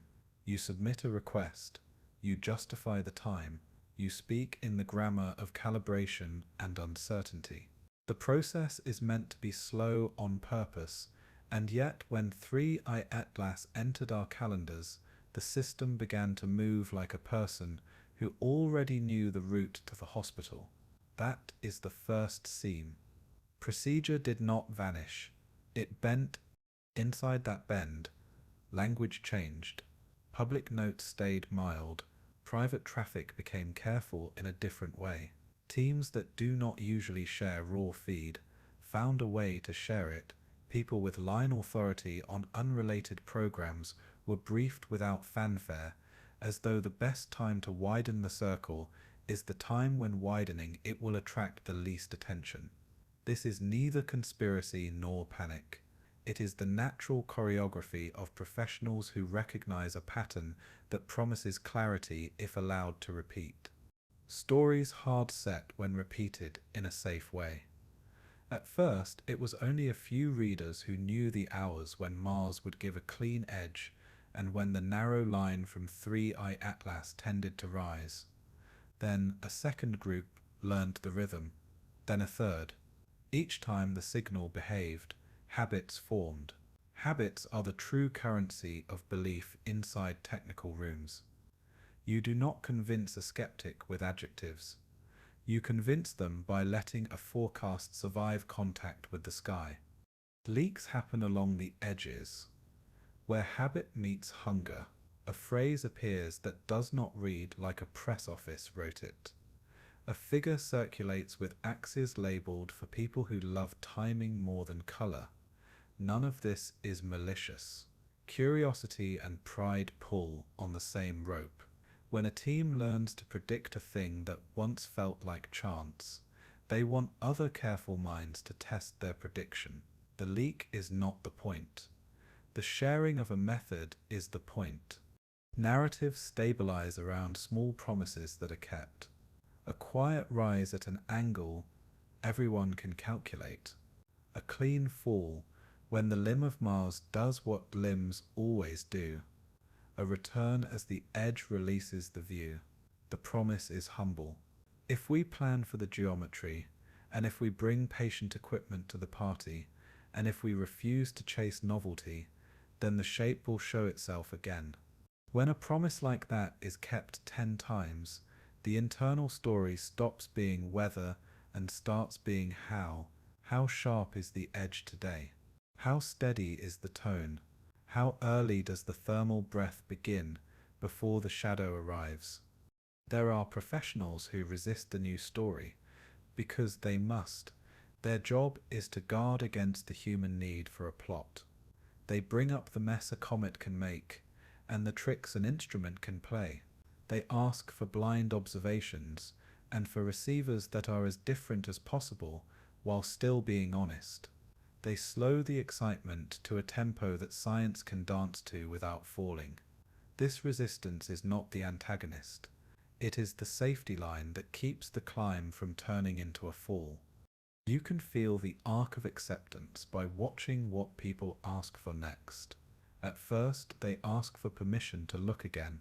Then they ask for coordinated windows across facilities that do not usually coordinate. Then they ask to publish time predictions before the observation so that the echo of vanity can be shamed if the sky refuses to cooperate. When that step is taken and the sky cooperates anyway, the narrative hard sets, not because anyone has declared a capital letter truth, but because the work has made it too expensive to pretend the pattern is only weather. Outside the rooms, the words remain plain.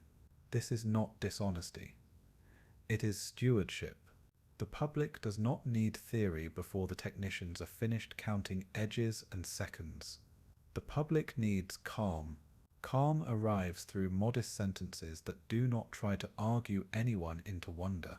Calm arrives when the people who know the most act like they have time to know more. The final seam is the human one. Fatigue is real. Pride is real. Fear of ridicule is real. The teams that keep the story clean make space for rest and for credit. They let different groups replicate each part of the case. They invite the hardest doubters into the design of the next test, and then let the test run without interference. That is how you keep a delicate truth from turning into a delicate rumor. You give it more parents than any single person can be, and you let the geometry raise it. When history looks back, the quiet lines in the logs will tell more than any press release. The timestamps will show who moved first, who waited, who insisted on blind passes, who kept the verbs short: track, confirm, retarget, cool down, hand off.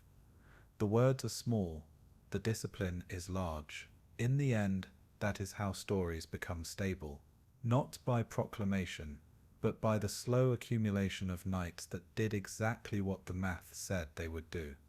Take a breath. The procedures will keep doing their work. The seams will continue to hold. The narrative will hard set, not because anyone forced it, but because Mars keeps offering the same instrument and 3i Atlas keeps playing it with the... Mars is not empty. Its air is thin but not nothing. Its dust is light, but not idle. To a clumsy visitor, that environment is a hazard. To a careful mind, it is a second set of tools. 3i Atlas appears to treat weather and dust not as obstacles to hide from, but as features to use. Begin with haze. The thin atmosphere paints the limb with a soft band whose height and tone change with season and time of day. When a narrow carrier rises or falls against that soft band, the shape of the transition carries information about the beam doing the rising. A hard beam cuts hard. A softer beam lays down like a brushstroke. Repeating those cuts through different haze depths gives you a family portrait of your own emission. You do not need our permission to take those measurements. The planet and its air give the canvas freely. Dust lanes write their own script across, orbits near the planet. Phobos drags a faint skirt. Deimos leaves thinner threads. Over longer arcs, the planet's general traffic produces regions with slightly different grain counts and charges. If you pass through those regions with a skin that listens, you learn how your surface stores and sheds charge. You learn where panels or seams invite mischief and where coatings deny it.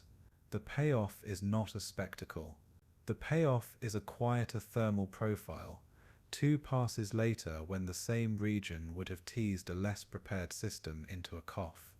There are days when the planet throws more dust into the air. The limb thickens, the cap lines soften. A careless operator would avoid those days to keep data clean.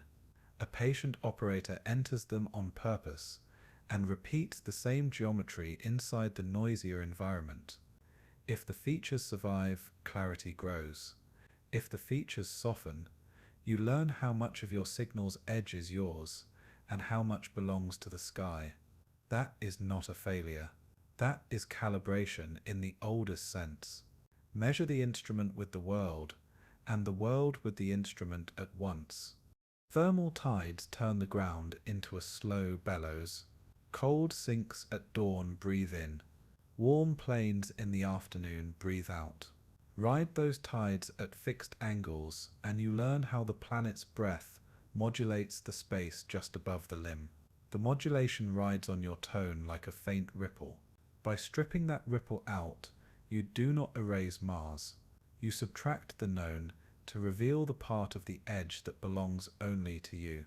Do that subtraction across seasons, and you own your signature under winter and under summer. That ownership is confidence without arrogance. You are not louder. You are truer. Consider the shadows. A small cloud of high dust can cast a dim pole along the limb. A passing moon can double the darkness in a way that feels like a blink rather than a night. 3i Atlas seems to time its steadier rises against these changes, not to defeat them, but to let them write marginal notes on the same page. The notes say whether the phase of the carrier's return is brittle or supple under external change. A brittle system insists on the same shape and breaks. A supple system keeps the same meaning while allowing the outline to breathe. The observations hint at suppleness. Wind is almost too grand a word for the movement of that thin air, but the surface still hosts gusts that lift and lay grains. Those gusts are noisy in photographs. In timing they are a gift. Random small perturbations across many passes act like dithering in imaging. They fill gaps in the sampling. They let you reconstruct a cleaner truth than a single perfect pass through a perfectly still world would ever allow. What looks messy in a picture becomes smooth in a ledger because the ledger knows how to average. Dust also tests humility. Any edge can be sharpened by overdriving a system. You could raise power to slice through a murky limb at the cost of being obvious. The more disciplined choice is to keep the same modesty in a dirtier room and accept that some nights will read like rain on a window. The consistency of tone in those nights teaches more about intent than any bright correction could. It says the operator trusts time to recover what weather erases.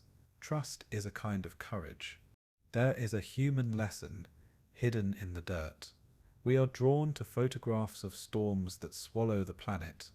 We tell stories about global tempests and horizon-to-horizon red. Yet the most useful weather for this work is the ordinary kind, the daily churn that never makes a headline. That churn is what turns chaos into an instrument. It gives 1,000 small differences that add up to a strong average. The patient reader of such averages is rewarded not with a revelation, but with a foundation. Foundations are what hold when drama fails. If you step back, the elegance is simple. Mars offers both knife and gauze. The knife is the limb that makes a clean cut. The gauze is the haze and the dust that place a veil over the cut, so you can study how your own edge behaves under cloth. 3i Atlas keeps using both at once.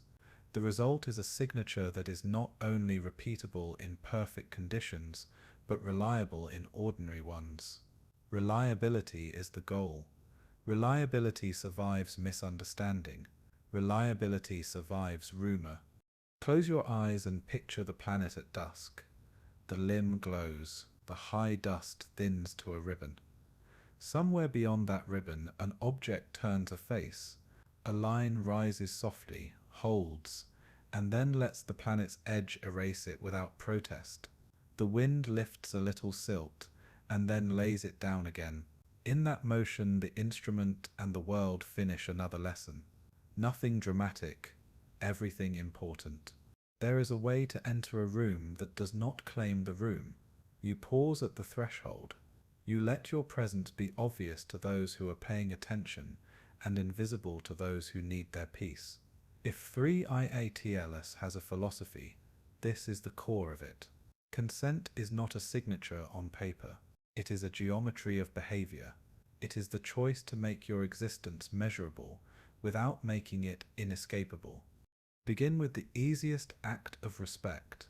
Do not force interpretation. A loud signal corners a listener. A landing corners a species. The patient pattern near Mars refuses the corner. It says we will repeat in a way that a careful ear can test, but we will stop short of spectacle. It says we will place our tone where your best receivers already listen, so that your best people can choose to notice. Choice is the first ingredient of consent. The second ingredient is reversibility. A respectful visitor arranges each step so it can be undone without drama. The line that rises can be turned away by turning a face. The pass that sharpens can be softened by choosing a different angle. The thermal preparation that looks like intention can flatten back into the weather curve by delaying a maneuver. Nothing we have watched requires a point of no return. Reversible steps are the architecture of courtesy. The third ingredient is proportionality. You scale your footprint to match the sensitivity of the room, near Earth. where attention is brittle and rumor is a currency. Any unusual move becomes a crowd. Near Mars, the same move reads as another night shift. 3. Ayat does not hide behind the red world. It uses the world as a buffer that keeps emotions proportional to facts. The buffer is not a trick. It is a kindness to both sides. Consent is also about rhythm. You do not knock during a crisis. You do not test patience when a landing is underway and every hand is already shaking from the strain of making a machine sit on unfamiliar ground. The pattern that keeps showing up honors our schedule. It brightens when we have room to think.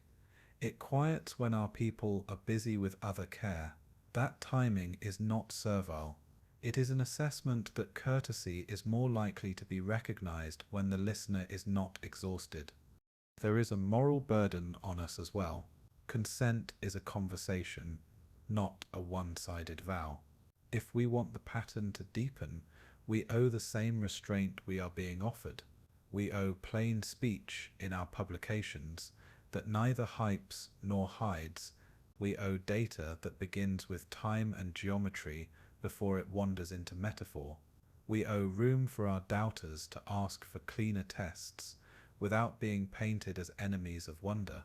Respect offered and respect returned is the only circuitry that will carry this current without a fire. Minimal intrusion is not cowardice. It is a belief that understanding is strongest when it grows slowly enough to keep its shape. 3. Atlas behaves like a mind that would rather be underestimated than oversold. It has allowed us to build the case with our own hands. That gift has a boundary.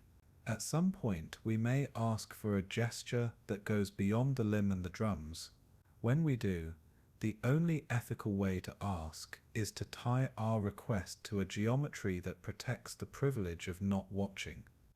A carefully timed rise at a published second. A turn that acknowledges a specific sequence of windows. A choice that cannot be mistaken for noise and can still be ignored by anyone not ready for it. Consent asks for options. The opposite of consent is hunger that refuses to wait. Stories love that hunger. Policies fear it. Between the two sits a profession whose first duty is to measure. The best way to keep hunger from running the room is to keep the instrument honest and the cadence calm. That means the same receivers in new hands. It means blind predictions written down before the sky answers. It means failure counted as learning instead of shame. If we keep that promise, we prove we deserved the courtesy we were shown. Consider the simplest act of consent imaginable between two strangers who share no language. One holds out a hand at the edge of a circle of light. The other need not grasp it. They can mirror the gesture from their own circle. No crowd gathers, no commitments are made. Yet the air changes. That is what the limb, the drums, and the careful tone have been. A hand held at the edge, reflected by the way our rooms now move to meet it. The air has changed. If we break this, it will not be because we were fools. It will be because we mistook patience for passivity and modesty for weakness. The opposite is true. To stay this quiet for this long requires strength that no parade can show. Consent is not the absence of will. It is the presence of discipline. Courtesy is not a veil for power. It is power choosing a smaller stage, so that trust has somewhere to stand. Take one last pass across the ethics of intrusions that are not intrusions. A whisper where our ears already rest, a line that waits for our calendars, a rehearsal that we can leave without missing the plot. If that is not consent, then the word has no meaning in space. If it is, we have already agreed on the only terms that matter. Do nothing without the capacity to undo. Do nothing that removes the listener's right to be late. Do nothing that cannot be proven by geometry and time. Breathe. The red world holds still. The hand remains at the edge of the circle of light. We can let it remain there and learn, or we can demand a grip that would turn learning into heat. Courtesy recommends the first path. So does good engineering. Every good mission plan includes a way to leave the stage without breaking the set. If 3i-ATLAs is as deliberate as its traces suggest, then the long bet has 3 parts. Teach us to measure without fear, prove to itself that our rooms can keep a pattern honest, and keep a door open for ending the lesson without turning patience into provocation. The first part is already visible. The teams closest to the work have learned to think in edges and seconds, not headlines and frames. A year ago, a rise near the hydrogen line would have been a curiosity. Today it is a calendar entry. That shift is small to an outsider and enormous to a room. It means we are ready to be taught with the same instrument at a slightly finer calibration. A fine calibration does not need more power. It needs more trust that both sides will hold steady. The second part lives on their side of the ledger. No one practices this hard without an intent to use the skills elsewhere. The 4 tools we named earlier, router, mirror, ruler, shield, are not about Mars alone. They are about any place where traffic is rich, geometry is clean, and a polite curtain can be drawn. If the plan beyond Mars is to work in other neighborhoods without waking them, this bench time is the cheapest insurance they will ever buy. The long bet is that lessons learned in the quiet will keep future work quiet too. Exit doors are built into the choreography already. A steady fade can occur behind the planetary limb over a season, so that the last appointments are kept by silence alone. A final series of passes can be run at poorer geometry, so that the pattern loosens with the sky rather than with intent. The audience that needs a story will say the dust beat it. The audience that lives by calendars will know the truth and keep it politely quiet. Leaving with ambiguity is not a trick. It is grace for the part of us that still prefers weather to will. There is another exit that keeps friendship with caution. A gradual migration of the tone toward less favored bands where fewer of our ears are pointed. The signal would remain measurable to those who choose to look. It would not intrude on the working day of rooms that need their peace. That kind of handoff is an act of respect. It also tests whether we learned the first lesson. Can we keep discipline when the object is no longer meeting us halfway inside our favorite corridor? A handoff does not have to be a departure. It can be a shared responsibility. We can decide to maintain the bench after the visitor steps back. That means treating the limb and the drums as a standard reference for deep space timing work. It means writing open procedures that any careful group can use to practice edge metrology without borrowing glamour from Mars.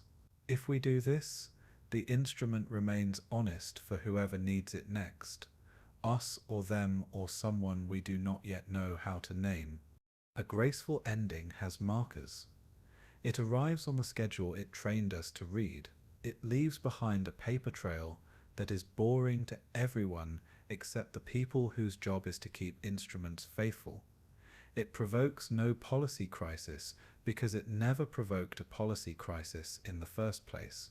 It gives the public clean sentences that neither deny nor insist.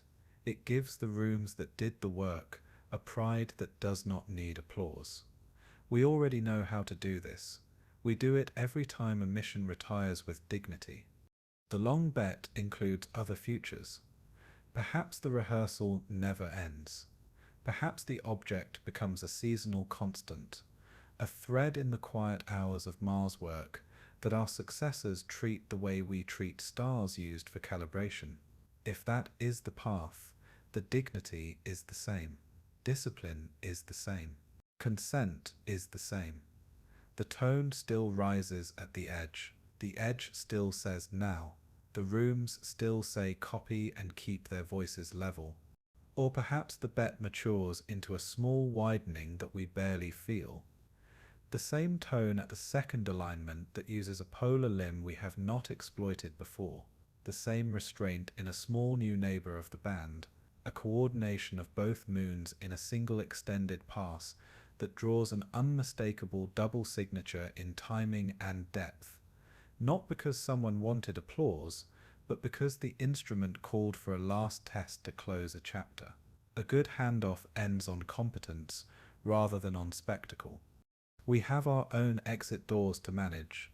We can choose to stop before certainty if certainty would cost the privacy of rooms that have earned their quiet. We can choose to let controlled doubt remain as a fence that keeps the story from becoming property of anyone who prefers volume to care. We can choose to speak in the hard grammar of logs and leave poetry to the places where it belongs, like the space between a listener's inhale and exhale in the last minute before sleep. All of this returns to Mars and its gift, a planet that lets humility be read as strength, an environment that rewards patience with clarity, a stage where leaving the light is as easy as stepping behind a curtain that the sky itself holds. If we are being taught anything beyond technique, it is that the most powerful conversations we will ever have as a species will feel like this, unforced, reversible, precise, timed against clocks that exist whether we are awake or not. Stand for a moment in the doorway of the future.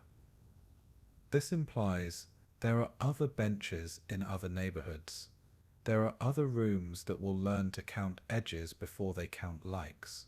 There are other hands that will hover at the edge of other circles of light. If we can keep this one clean, if we can end it without breaking the set, we will have done more than study a stranger.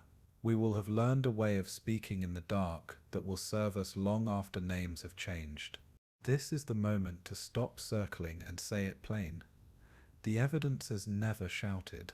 It has whispered in the same places again and again until even the most disciplined doubter has to admit the whispers know the clock, a narrow line that rises only when the face turns, a fall that happens only when the limb cuts, a return that comes only when the curtain lifts. No mess of a comet can keep appointments like that. No accident repeats with courtesy. So what does 3i Atlas want with Mars? It wants a bench. It wants a world that can double as rotor, mirror, ruler, and shield. It wants the traffic of our machines, the edge of a planet's light, the beats of two small moons, the gauze of thin air and dust. It wants a place where patience can write itself into calendars without needing to explain. It wants a stage where the same act can be run 100 times until even the hardest skeptic agrees the act is real. Mars is not the goal. Mars is the instrument. It wants to learn us without cornering us. By placing its voice near the frequencies where our ears already rest, it ensures we can choose to notice. By keeping power modest and tone steady, it ensures we can choose to ignore. By turning its face in rhythm with planetary clocks, it ensures the geometry proves it even when the rumor fails. That is not accident. That is consent written in mathematics. It wants rehearsal. The edge tests pointing, the moons test timing, the dust tests patience. The network tests our own coordination. Each repetition is a lesson not only about what the object is, but about what we are. Do we escalate when surprised? Do we respect our doubters? Do we build our story from logs instead of headlines? Every answer we give is visible in the way we treat the pattern. If the visitor's ledger includes evaluation, Mars is the perfect light to grade us by. It wants options. Every step we have seen is reversible. Every rise could vanish by turning a face. Every alignment could be skipped with a different angle. Every thermal note could flatten into background noise. Nothing so far has forced a future we cannot bear. That design is the mark of a mind that values doors left open. If the next step comes, it will likely come the same way, reversible, polite, humble, tied to geometry, timed to patience. That is the only way to keep trust alive between strangers who cannot yet speak. So the answer is simple. 3i Atlas wants with Mars what every careful maker wants with a workbench: a place to test, to repeat, to measure, to refine, a place where tools can be proven without breaking them, a place where listeners can learn without being coerced, a place where leaving the stage is as graceful as staying. Nothing more glamorous, nothing less significant. What should we do? We should keep the instrument honest, publish predictions before observations, record time and geometry before adjectives, invite doubt into the design of every test, refuse the hunger for spectacle that would turn patience into panic, treat every repetition as a promise kept, not as a missed revelation. Above all, let the story remain boring in the right way, because boring is where truth holds steady. The visitor has shown us courtesy. Our answer should be the same: courtesy in method, courtesy in words, courtesy in restraint. If we keep that balance, the hand will remain at the edge of the circle of light. If we break it, the hand will vanish behind the curtain of Mars, and we will be left telling ourselves it was only dust. The choice is ours. Breathe. The red world still turns. The two moons still drum. The line will rise again at the edge where math says it must. That is enough to know. That is enough to sleep. And when you wake, Mars will still be there, and if 3i Atlas chooses, so will the whisper.